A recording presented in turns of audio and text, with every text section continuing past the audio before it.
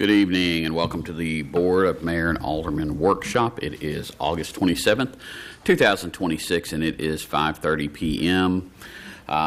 The prayer on Tuesday night will be by Pastor Randy Berg, and the Pledge of Allegiance will be with Alderwoman Haas. Everyone should have a copy of the minutes from the July 30th, 2026 workshop, the August 4th public hearing and regular meeting. And then we have several presentations for the meeting, as well as department reports. Moving on to our old business, we've got first reading ordinance 2026-14, an ordinance to amend Title 10 of the Vergne Municipal Code by adding a new chapter regarding the keeping of domestic fowl. This received a favorable recommendation from the Planning Commission on July 28th, 2026. Essentially, the one of the biggest changes is the permit was removed, and Alderwoman Hobbs, you'll be happy to know that the Ridge can still slaughter all the chickens it wants for its ceremonies. Is that for all of Laverne or just the Ridge? Depends on how far they expand out. Anyone have any questions? Moving on to second reading, ordinance 2026-15, an ordinance to amend the City of Laverne zoning ordinance by changing the official zoning map for tax map 17G, Group A, parcels 11, 12, 13, 14, 15. Property consists of approximately 2.74 acres. Property located on Rocky Talk Street. Current zoning is an R1 single-family residential. The proposed is Central Commercial Zoning District. This received a favorable recommendation from the Planning Commission on June 30th, and there will be a public hearing on this Tuesday evening. Mayor, no. We already had one on this one. Thought we were doing two recently. No. Well, not a problem. We had one, though, on the 4th of August. Yes. Did we get the no truck signs up, Mike? No, sir, not yet. Okay. It's on your to-do list? Any other questions about this? Moving on to number 7, second reading, ordinance 2026-16, an ordinance to amend the fiscal year 2026-2027 water and sewer fund budget. Again, this is second reading. Does anyone have any questions about this? And our last item for old business is motion to approve agreement with Blue Line Solutions, LLC for school zone automated photo enforcement services. It is being recommended to defer this. There has been some challenges with getting legal together, and it's still not all resolved. So at this time, staff recommends deferring this. Does anyone have any questions? I read through that. Have we come up with a speed limit yet? Not sure that we have. I know we're working through all the other legal wording of it. So once we get through all the legality stuff, we can email Bruce and send in what we feel like would be over. We'd be fine, yes, sir. So I'm assuming you've been talking with them, dealing with them? I've been dealing with them. Is that? I'll say that I've been dealing with them. How's it going? Doesn't seem very positive, does it? It's a challenge, but Yeah, it's been challenging. I'll leave it at that. I'm happy to talk more, probably offline, but it's been challenging. So I kind of went down the flock camera rabbit hole this past week, but this only takes a photo of the plate. Is that right? It's my understanding. So I feel like that kind of leaves our citizens in a position where they've got to prove their innocence should somebody not have been driving their vehicle and they get a violation. Is that right?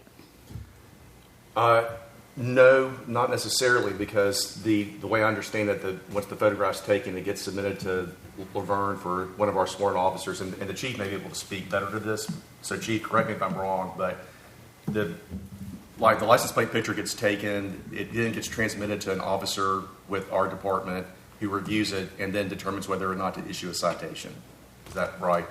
Yep. And That's then, correct. at that point, the same standard applies. It's the burden of the prosecutor, in this case, the officer who signed off on the ticket, to prove guilt.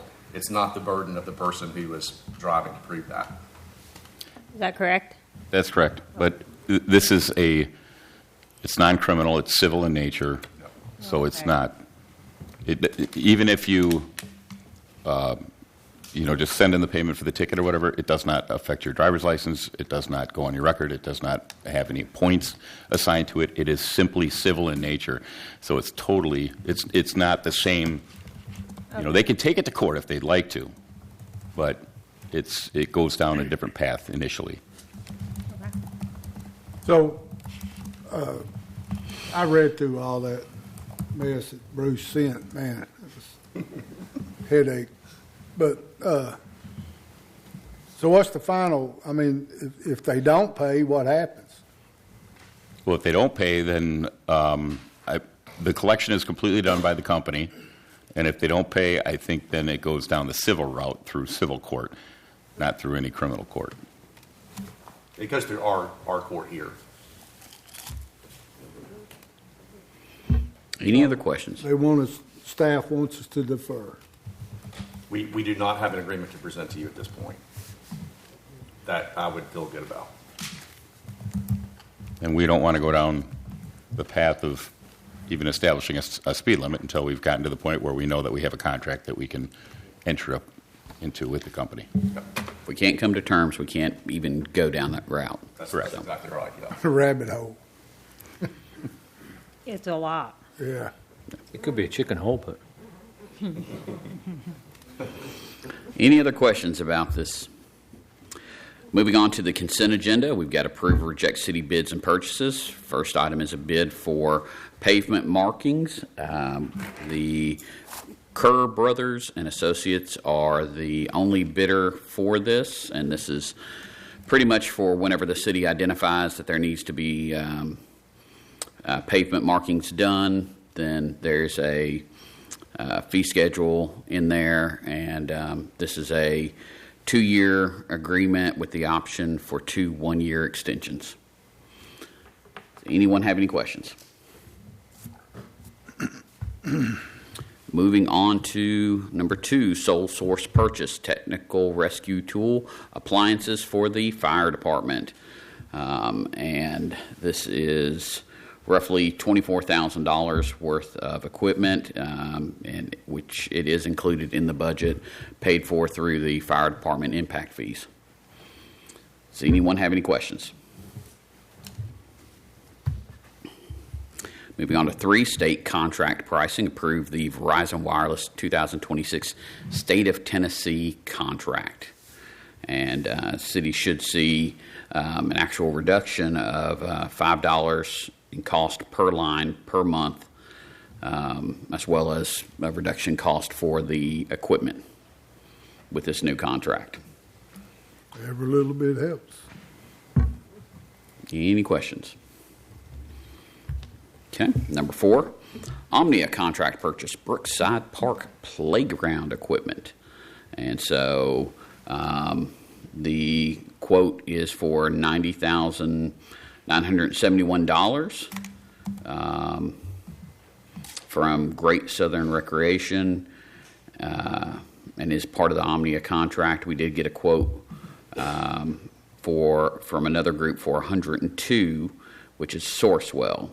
But the staff is recommending the Great Southern Recreation. So does anyone have any questions about this? If all this passes, David, what kind of ETA? Generally a 2-month order time on the equipment after the purchase order is issued, and then once it comes in, 2-week install time. That's with Weather working with us. Yes. Does anyone have any questions? Then we'll have a grand opening or whatever. Yes. Moving on to B, approved contract with the Regional Transportation Authority for the provision of commuter bus service for the fiscal year 26-27. This is just part of our annual contract. It is slightly over budget. We budgeted $23,850, and it went up to $25,100. So there will need to be a future budget amendment on this. Does anyone have any questions? Seeing none.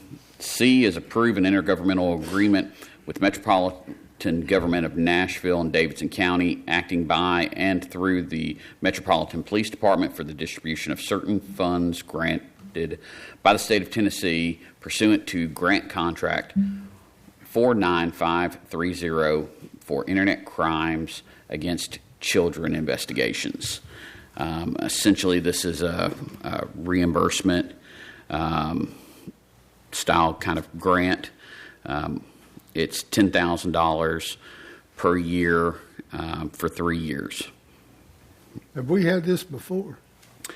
I don't believe so, Bruce. No, I'm not aware of ever having this one before. This is a new one. Yeah. Good stuff. Any questions? Moving on to D, approve final change order number 3 with W&O Construction Company Incorporated for the Water System SCADA Upgrades Project. And Jamie, you want to take this? I see you coming. She was sitting on go. Good evening. Hope you all are doing well. This is the final adjusting change order for the SCADA project at the water treatment plant and for the whole water system. There was a furniture, fixtures, and equipment allowance that was not fully used, and so we deducted that unused balance to result in a decrease of $2,158 from the overall contract price. And those are the change orders we like. Reductions. I said those are the change orders we like. Oh, yes. Yes, we'll take this one. Do you all have any questions? Thank you, dear. Thank you. Moving to E, approve resurfacing of the Macon Park walking trail. And again, this is what we discussed back at budget, was resurfacing it. The cost for the trail is $30,000, and then the cost for making the entrance and the sidewalk ADA compliant is $15,500. So, yes.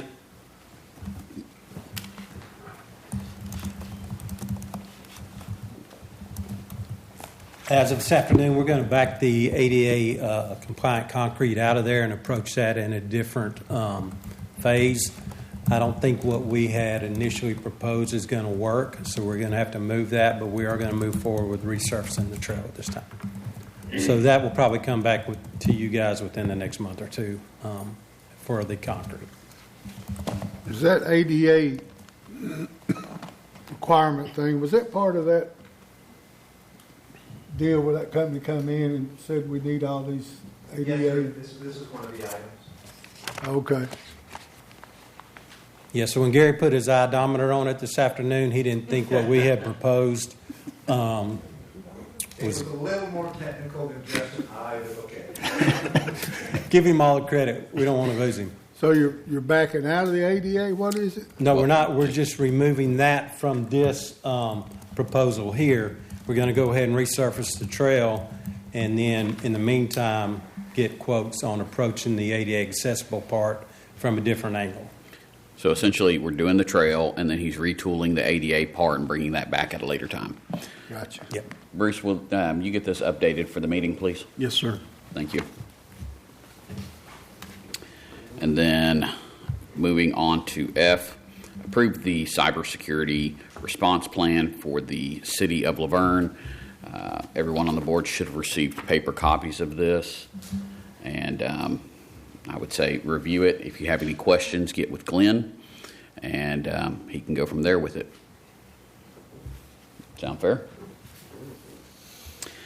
Moving on to new business. First reading ordinance 2026-17, an ordinance to amend chapters 4 and 5 of the Laverne zoning ordinance regarding planning areas and development standards. This received a favorable recommendation from the Planning Commission on July 28th, 2026, and a public hearing will be held at 5:45 on October 6th. Yes, sir. We did not get it advertised in time, so We're going to do it before the second reading if it's approved on first reading.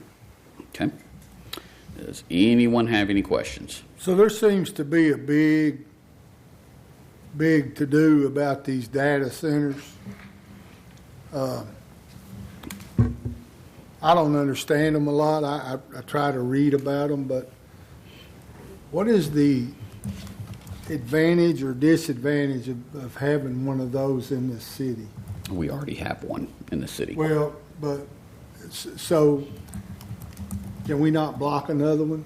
So, well, what this does is this updates our zoning regulations and Right, I know, so where they can have them, but I'm talking about just block it completely. no, you can't block items completely. It would be going back to your favorite topic, which is we've hit on before, strip clubs. You have to allow that somewhere in the zoning. Ready to move on? Next. So as long as they keep them in this area, it's like this, they can, we have to allow it. Essentially, Somebody wants it. this is keeping it right around the interstate area, and then they have to be so far away from residential uses, daycares, public schools, public libraries, those sorts of things, Okay. as well as there's distance requirements between themselves, similar to how was done with like car lots and other groups. So let's take it a step farther. So, okay, we have to allow them. Why is people, are they drawing electric? Are they drawing water? What is the big Both. thing about having them? So with some, and I'm going to preference this with some, not all, there have been instances where increases to infrastructure for electricity or electricity costs have been spread out over all users versus being just to that individual user that's causing that.